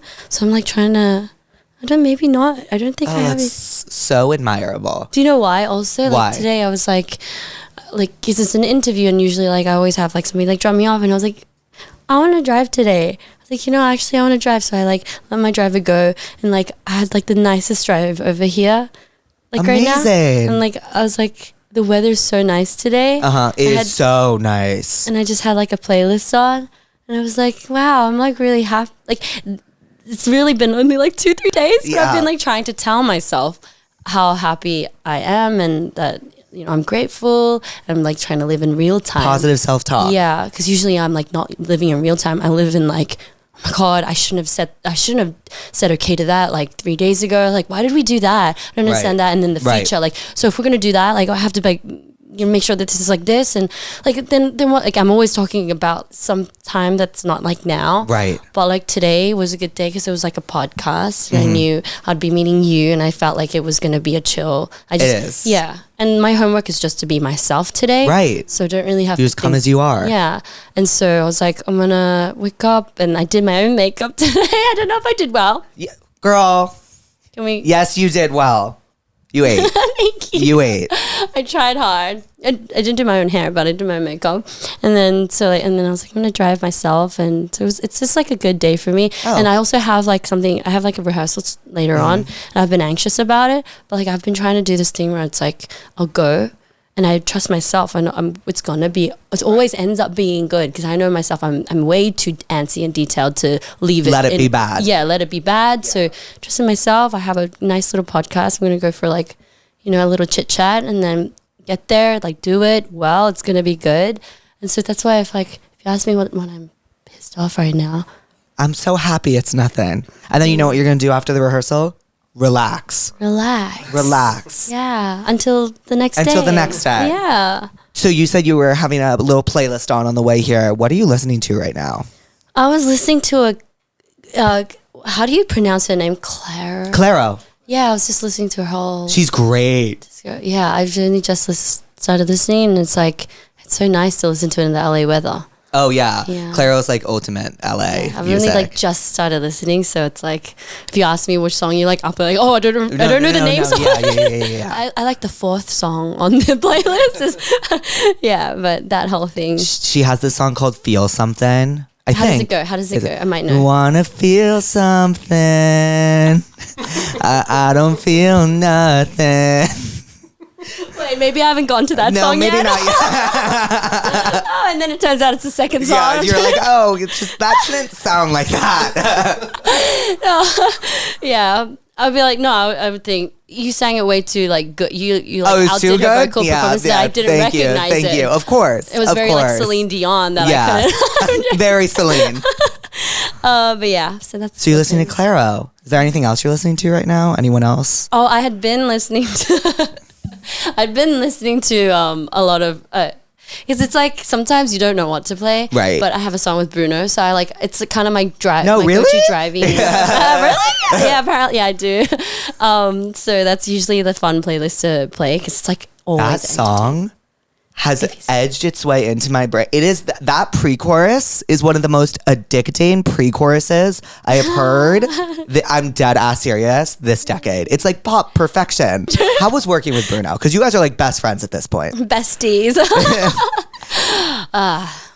Because because he posted the most outrageous he's crazy. My jaw. I was like, wait, what the hell is happening? Like, literally, he joked about it, and I called him twice, being like, "Don't do it. You're gonna get." I was like, "You're gonna get canceled." Like, literally, don't do it. He was laughing. He was like, "This is gonna be so funny." I was like, "Don't you?" I was like, "Don't you do fucking dare." Like, usually, I'll tell him once, and then I was like, oh shit, I feel like he's gonna actually do it. Right. Called him again. Literally, I was like, don't do it. And he's like, oh, like just post the picture. And then I was like, okay, I'm gonna tease it now. And then I teased it, and then he leaves a comment, and I'm like, oh my god, I was screaming. Yeah. I was like I was getting on a flight. Yeah. Because I needed to so I was like getting to the airport, right? Like packing my bags, and because I just posted, I was like just checking, and then, right. And then I'm like literally mid packing, and I'm like, ah! I like screamed, and like my team like ran in, and they're like, what happened? Did someone die? Yeah. You're like, no, Bruno just posted the most annoying fucking caption I've ever seen. And I was like, he's crazy. Yeah. And then we're on the way to the airport, and then like I'm in the car, and then I'm just like trying to check like the reactions and stuff. I'm like, oh, he posted the other picture, and he has the whole fanfic thing, and I'm like, are you kidding me? You haven't seen this, Nolan? No. It is the craziest. I'm gonna look it up. My jaw hit the floor, but can I tell you, it was the best song promo ever. He knew what he was doing, clearly. The song's like #1 in the world.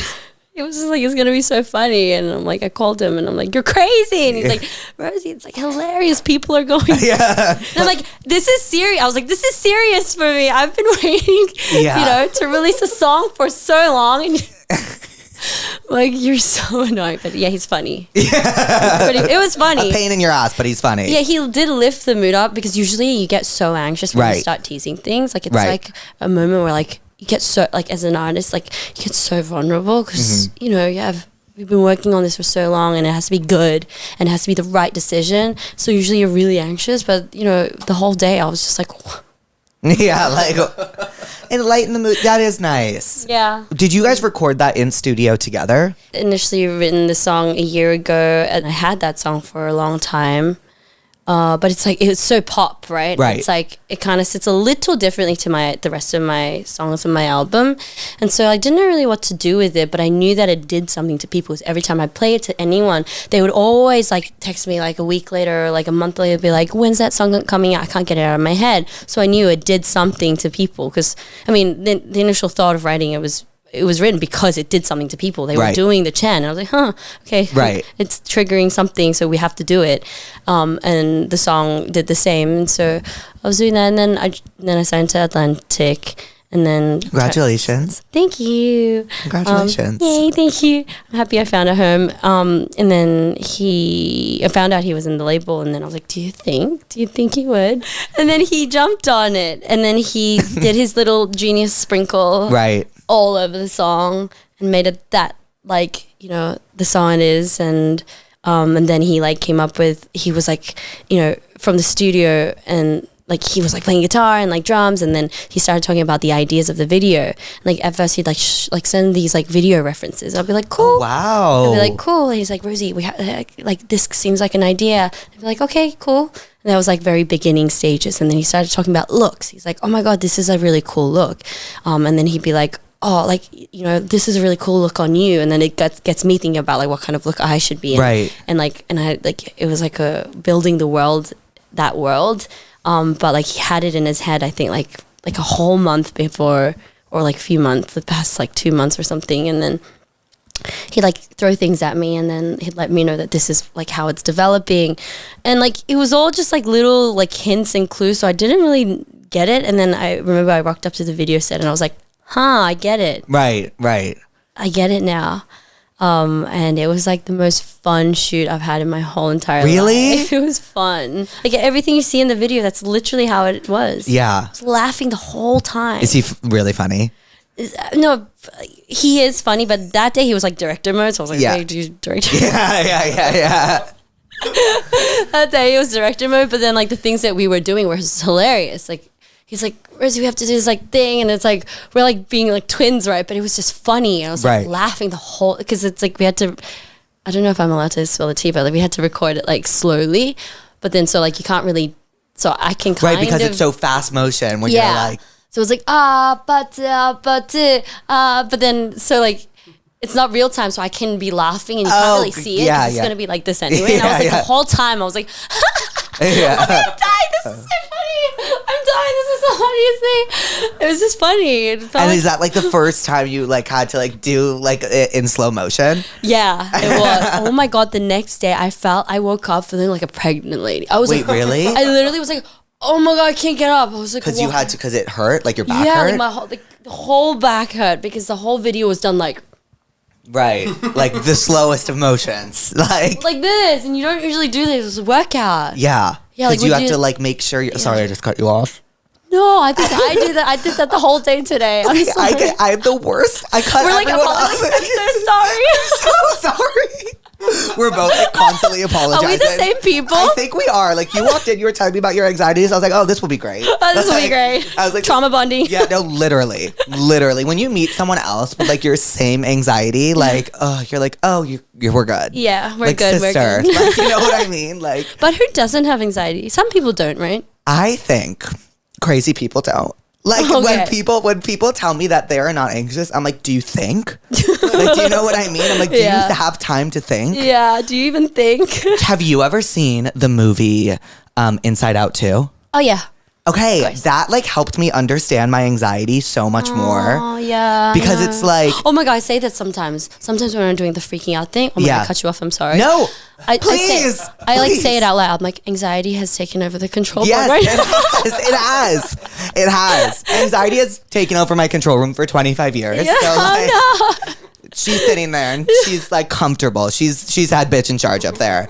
But like, you know, like she is sitting there and she's like running the show. But like it checks out. It's like, oh, like anxiety like does just want to help. Yeah. But it just good like, intentions. Good intentions. And I'm like, yeah, like we're good. Good. Should we get into the tell me what's wrongs? Okay, yes, let's do it. I think you're gonna have fun with them. Yes. Let's do it. Now these, I've literally been like, yeah, right. Like, it's like been slipping out of my hand. But it's actually usually better because it sucks that we have to hold this. I know. Do this. Oh, well, hold on. You don't understand. I got a haircut last night. Really? Yes, I like had my entire. Yes, I cleaned my entire house. I was like, no, like Rose's coming over. Like, for me? Yes, it was for you. Are you kidding? Wait, Other than that, I'm like throwing shit on them. I'm like, oh, you know, someone will pick it up. Yeah. And my roommates are like, I'm gonna kill you. I'm the worst roommate. Okay, you ready? Yeah. I know my boyfriend of 4 years is about to propose, and I've given him no reason to think I'd say no, but I feel like maybe I should say no. Mm-hmm. He's just kind of been giving me the ick for the past 5 months. Is that normal? Very. Why is that? Why would that not be normal? I think it's normal too. I feel like that's pre-engagement jitters, or maybe. Oh well, I've never been engaged. Neither so have I. Neither have I. I've also never had a boyfriend, so like I'm the worst. But like if that was me, I don't know. Like, cause the difficult thing about anxiety is like sometimes you're like, is this real? Like, are these emotions that I'm feeling real? And like, should I act on them or are they just anxiety? But to me, it sounds like she doesn't want to be engaged to him. The ick is it's a real thing. Yeah. That's a real thing. But I don't think it might not be. She might feel bad because she starts feeling like she's not liking him, but then he's probably a good guy, whatever. But it's probably not about him. It's probably about something, about each other. Like probably about something she wants and what she doesn't want, and it has nothing to do with that guy being a bad guy or a good guy. Probably it needs much more conversation and love in the conversation, not focusing on the ick, but focusing on like the love.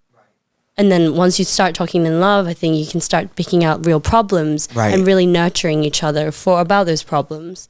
So I think it'd probably be best if you don't focus on the ick, but because of the ick, you should start bringing out emotions and conversations, but out of love, not like negativity. Like, we're about to get engaged and I don't want to get engaged with you. Not that, but like, let's talk about this. Like, I'm feeling a little bit of an ick and I don't know why. And then she probably has to think about what she thinks, what she's thinking, instead of about him giving her the ick. Damn. You give amazing advice. I'm like kind of freaking out. I'm literally like, break up with him. Like, oh my God, am I boring? Am I like a no, grandma? he was left speechless. That was like the best. Did anyone out there hear that advice? That was like incredible I advice. feel like a grandma with my glasses. It's like, okay, so No, that was like wise and like thoughtful. I'm like, he's giving you the ick. Dump him. Like, oh my God, I have no notes and nothing else to say because my advice is so bad. But yeah, like maybe the ick. I don't know.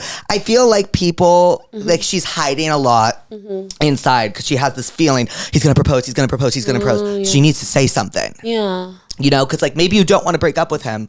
Maybe the conversation will make her like be reassured Right. and make her love him more again. 100%. Probably. That's probably going to happen. If she I does think that so too. conversation, Yeah. I hope so. Cute. Have a great marriage. They're going to get married. I want to get married. I want to get married so bad. Really? Kind of. Wow. I just want a boyfriend. Like, I want a Let's do boyfriend. it. I want one Let's so do bad. it. Let's talk about it. Let- Let's get one. I don't know. Like, I've been searching for one my whole life, and I'm like, I just want. You can make, don't search for it. We can make, just like we can create. Okay. Something. There are like, great people out there, I'm sure. Okay. Yeah. I'm getting what you're picking up. Let's go on make the it let's go on the happen. hunt. Yeah. Let's go on the hunt. I fear I have a case of the terrible 20s. Some of my friends are getting married.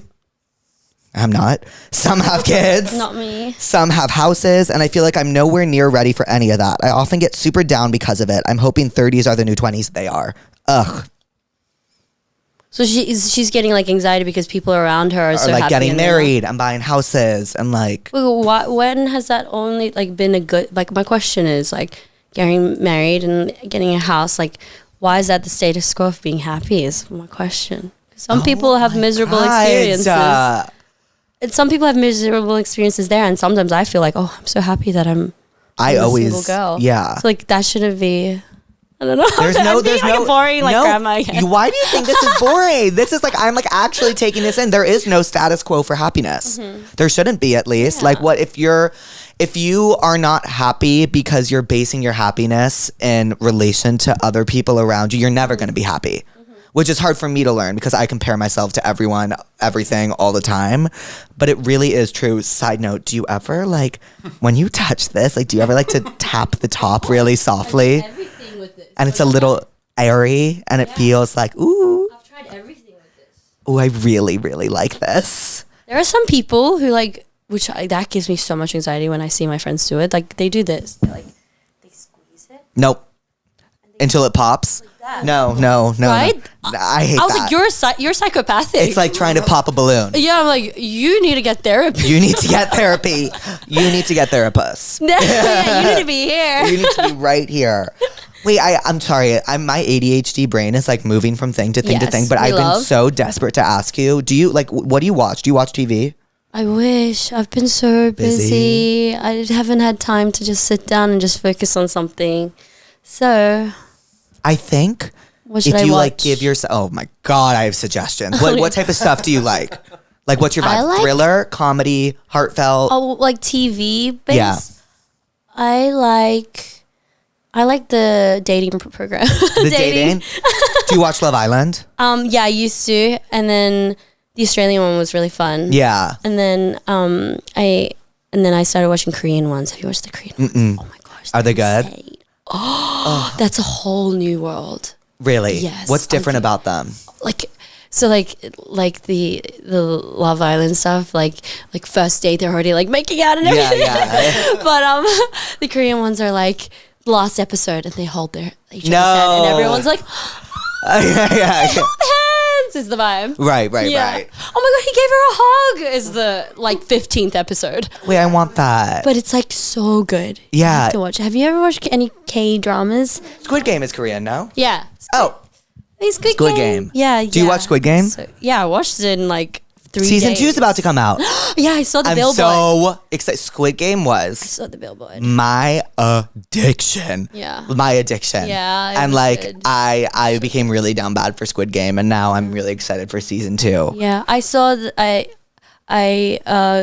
bumped into the actor. Like, you know, have you seen the billboard? Yeah. The main character. Yeah, the main guy. And he's changed his hair red. Yeah. And like I saw him at LACMA the other day, and he's really nice to me. He's always like, "Hi, Rosie. Like, it's good to see you." And he's like, and I was like, That show such a big fan. was so addicting, and he's like on the dude. billboard over Yeah. in LA, and I was like, Do you know that's like one of the most watched Netflix shows of all time? really? Yeah, of all time. Kind of deserves it. It was It is the fun. most watched. It is the most watched? Really? Did you watch Squid Game? I did when it first came out. Yeah, same. No, same. Yeah. And For me, then- I was a bit late to it because everyone was like, Squid Game, Squid Game, Squid Game. And me being me, I'm like, oh, I'll watch it someday. And then I think it was like I got COVID or something. Right. And I was like stuck home. And so I like turned on the first episode.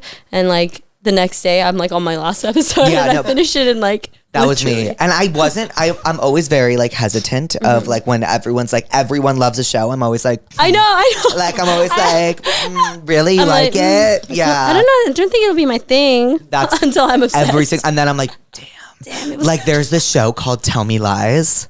Oh, tell me lies. I think you would like it. Really? I Okay. think you would like Okay. it. It's about a very toxic relationship in college, but it's very soapy. It's very soap opera-y, and it's very like it's just it's great. It's very dramatic. There's twists and turns, and the main guy is so hot. Okay, that's very important. Yeah, very hot, and I think you would really, really, really like it. Okay, tell me lies. Yeah, and Okay. then you don't like well, Scary stuff. I mean, if I have friends to watch it with, maybe. you don't like high stress things, do you? Because you're already Not right now. Okay. Because my life. Because my favorite show I just started watching was the show called Industry, and but that's like the highest of stress. So maybe none of that. Okay. but maybe sometime when maybe sometime when you're like, I need I need excitement. stress. Yeah, I need excitement. I need excitement back in my adrenaline. life. Okay. There's this one girl that copies my every move, from the same nails, TikTok videos, pictures, anything you can think of. The worst part is we have the same name. What do I do? Enjoy it. Yeah, like enjoy it. I think imitation is the highest form of flattery, which is frustrating sometimes. Yeah. But people also don't copy me. So like, But it also depends. If that girl's mean to her and then copying everything, that's like a bit annoying. But Yeah. if she's just like copying her, just become besties and then bond over it. She obviously likes your stuff and like give tips and whatever. But then again, like I said, if that girl is a little bit of like mean, Yeah. and then copying everything, this is annoying. I think you're one of the nicest people I've ever met. I really Yes. no, I'm mean. You're like, oh, they're copying you. Just befriend them. Yeah, I'm, befriend like, them and then you get rid of the stress. I'm having a lot of fun with you. Oh, really? Have you ever done a About that. podcast before? Oh my gosh, I don't think I have. I am so fucking honored. Oh my god, this is my first podcast. I am But why do I feel so like, relaxed. yeah, That like I'm means just like I've catching up with my girlie. oh, That's what it feels like. Jake, it's been way too long and I still can't get over one of my best friends. I know she doesn't feel the same, but I overthink moments that have happened, which is what makes me think of what could have been. So they had like a friendship fallout. Wait, so what happened? Do you think the girl is kind of left, or she? It's didn't like her? unclear, but what It it feels like they had a mutual falling out. And it feels like if she wanted it back, she could get it back, but she knows that it's not good for her. Oh, it's not good for her. Yeah. That girl's not good for her. And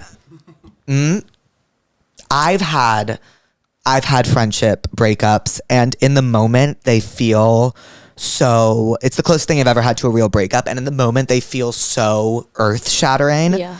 But then I feel like when you think of yourself right now, and you list like 4 or 5 things that you're grateful for right now, they would not be here if you did not let that person go. Is how I try to view it. Nice. Thank you. Super nice. Thank you. No, I think that's exactly what she should do. Is just don't be dramatic. And I don't know. Maybe that's a bit hard to say.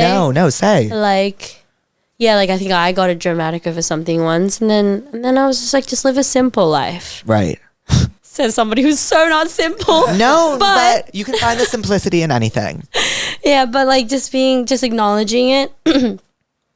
and then not defining that fallout with like thinking that like it's a failure Right. for you. Maybe she's probably feeling that. She's feeling like it's a failure. Like I Yeah. invested all this time in this relationship Yeah. and now it's done. Yeah, but not sometimes relationships are meant to be there to teach you something Yeah. and then let go. Yeah, and they're just like, just don't think of it as failure. Just think of this is today. She's not in my life today. And then later on, let's She say could 5 be. years, she could be. And then just, even when she does come back in, just naturally let it be. Don't be so dramatic. over it. 100%. Yeah. Period. Be chill, says the girl that's the least chill on earth. You know what though? Sometimes the people that give the best advice can't take their own advice. So that's why people say, do as I say, not as I do. True. Very true. So, Rose, what did we learn today? We learned that I am not therapist at anything today, as of today. Which is a great sign. I mean, she had a great time in the Therapuss office. Literally, this is the best start to my day. Stop. Literally. Are you serious? I'm not even joking. I'm going to feel so good after this. I don't feel like I worked at all. Stop. Literally. This is an extension to my weekend. You guys. You fucking guys. Thank you for having me. Are you kidding? No. Thank you for being here. Oh my God. Everybody, Rose's new album, Rosie, comes out December 6th. And her new single, Number One Girl, is out now, as well as her new single, Apate, with Bruno Mars. Go stream it. Go listen to it. Go cry to it. Go cry, go dance. Go dance to it. Go do it all. Do it all. Rose, thank you for being here. Thank you so I love much. you. I love you. Love you. I love you.